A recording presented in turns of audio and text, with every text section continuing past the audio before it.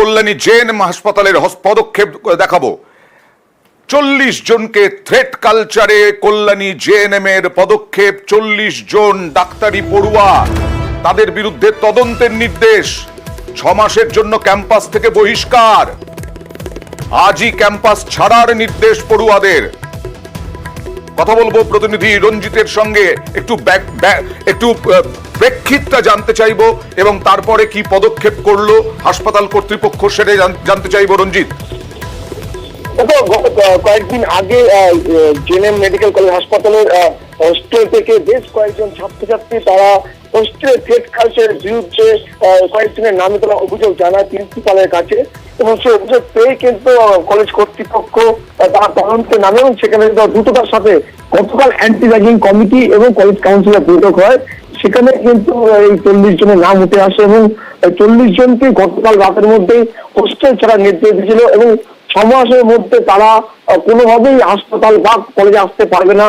শুধুমাত্র পরীক্ষা সংক্রান্ত বিষয়ে যদি তদন্ত কমিটি ডাকে সেক্ষেত্রে আসতে পারবে। পাশাপাশি জানি নাকি এই 40 জনের বাইরেও প্রাক্তন যিনি অধ্যক্ষ ছিলেন, যিনি অধ্যক্ষ ছিলেন সেই প্রাক্তন অধ্যক্ষ এবং আরেকজন চিকিৎসককে কিন্তু থ্রেট কালচারে যুক্ত থাকার অভিযোগে একাডেমিক কাজের থেকে এবং হাসপাতালের বিভিন্ন কাজকর্ম থেকে সরিয়ে দেওয়া হয়েছে।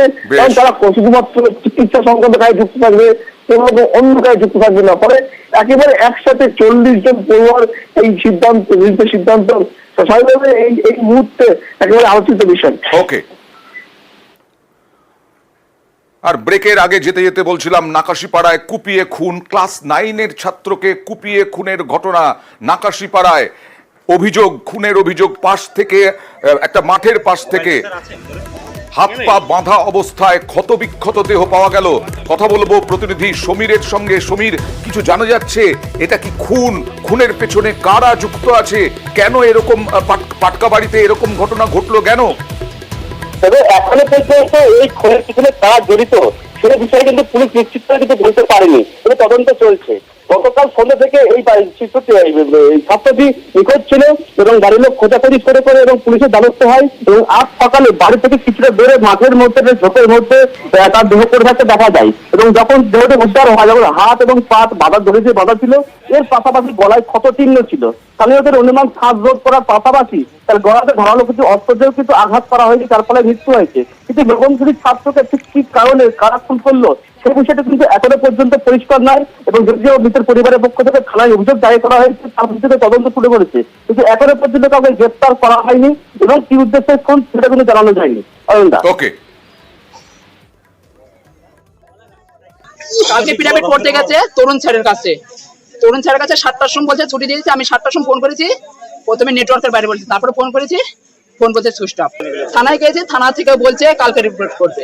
আজকে তো আমরা রিপোর্ট আনি। তারপরে সকালে আমার ভাস্তি ফোন করেছে, বলছে এইখানটায় সাইকেল পাওয়া গেছে। আমরা সাইকেলের ফিঙ্গারপ্রিন্টটা চাই এখন, মানে ওর হাতে সাইকেলের ফিঙ্গারপ্রিন্টটা কার আছে আর ব্যাগের ফিঙ্গারপ্রিন্ট আছে। সিআইডির জালে তৃণমূলের কাউন্সিলর, বারাসাতে তৃণমূলের কাউন্সিলর 2 নম্বর ওয়ার্ডের ব্যবসায়ীকে অপহরণ এবং 9 কোটি টাকা মুক্তিপণ আদায়ের অভিযোগে মিলন সর্দার কাউন্সিলরের নাম। বাড়ি থেকে গ্রেফতারের পরেই রাতেই ভবানী ভবনে এনে জেরা। কথা বলবো প্রতিনিধি জিয়াউলের সঙ্গে। জিয়াউল, ত্রিপুরার ব্যবসায়ীকে কেন অপহরণ, কেন এই মুক্তিপণের দাবি?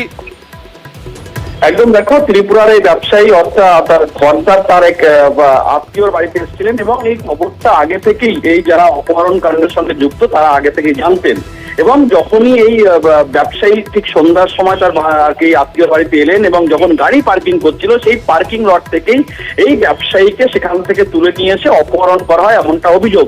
এবং সেখান থেকে প্রথমে খড়দার একটি আবাসন, সেখান থেকে দত্তপুকুরের একটি বাগান বাড়ি, পরবর্তীকালে বারাসাতের একটি বিলাসবহুল আবাসনে সেখানে এই ব্যবসায়ীকে আটকে রেখে সেখান থেকেই তার পরিবার এবং তার আত্মীয়ের কাছে বারংবার ফোন, সেখান থেকে মোটা অঙ্কের টাকা অ্যামাউন্ট দাবি করা হয় এবং সেই মোটা অঙ্কের টাকা বলতে প্রায় 9 কোটি টাকা মুক্তিপণ চাওয়া হয়েছিল এবং সেই 9 কোটি টাকা প্রায় 3 ধাপে সেখান থেকে সেই টাকা নেওয়া হয়। প্রথমে এটা কি শুধু অপহরণ আর মুক্তিপণের মধ্যেই সীমাবদ্ধ? দেখছি আমি যে বারাসাত পুরসভার চেয়ারম্যান অশ্বনী মুখোপাধ্যায়ের অত্যন্ত ঘনিষ্ঠ মিলন সর্দার, সেখানে ওই পুরসভার চেয়ারম্যানকে কোনোভাবে করার জন্য এইরকম ঘটনা। একদম দেখো, বারাসাত পৌরসভা যিনি চেয়ারম্যান অশ্বিনী মুখোপাধ্যায় তার খুব অত্যন্ত ঘনিষ্ঠ এই মিলন সত্য, কারণ এর আগেও তিনি একাধিক অপরাধে অভিযুক্ত হয়েছিল, ফলে তাকে টিকিট দেওয়া হওয়ার কথা বলা হয়েছিল, কিন্তু পরবর্তীকালে তিনি আবার এই 2 নম্বর ওয়ার্ডের কাউন্সিলর হয়।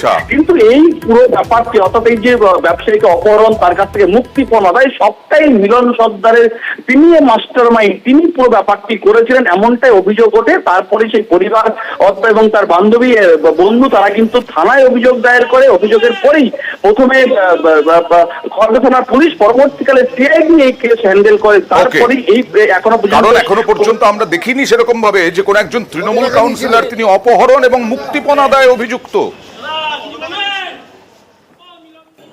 নিশ্চিতভাবে সিআইডি তাকে যখন অ্যারেস্ট করেছেন তথ্যের ভিত্তিতেই করেছেন। ওর এই কাজের জন্য ও আমার সহকর্মী ছিলেন, পৌরসভা কালিমালিপ্ত হলো। আগামীতে প্রার্থী চয়নের ক্ষেত্রে নিশ্চিতভাবে আমাদের অনেক বেশি মনোযোগী হতে হবে। কুখ্যাত ব্যক্তিকে তৃণমূল কংগ্রেস তাদের কাউন্সিলর তৈরি করে এবং তিনি চেয়ারম্যান, বর্তমানে যিনি বারাসাত পৌরসভার চেয়ারম্যান অশ্বিনী মুখার্জি, তিনি খুবই ঘনিষ্ঠ। আমি শুধু তাকে সিআইডি তাকে গ্রেপ্তার করেছে, গ্রেপ্তার করে ক্ষান্ত হলে হবে না।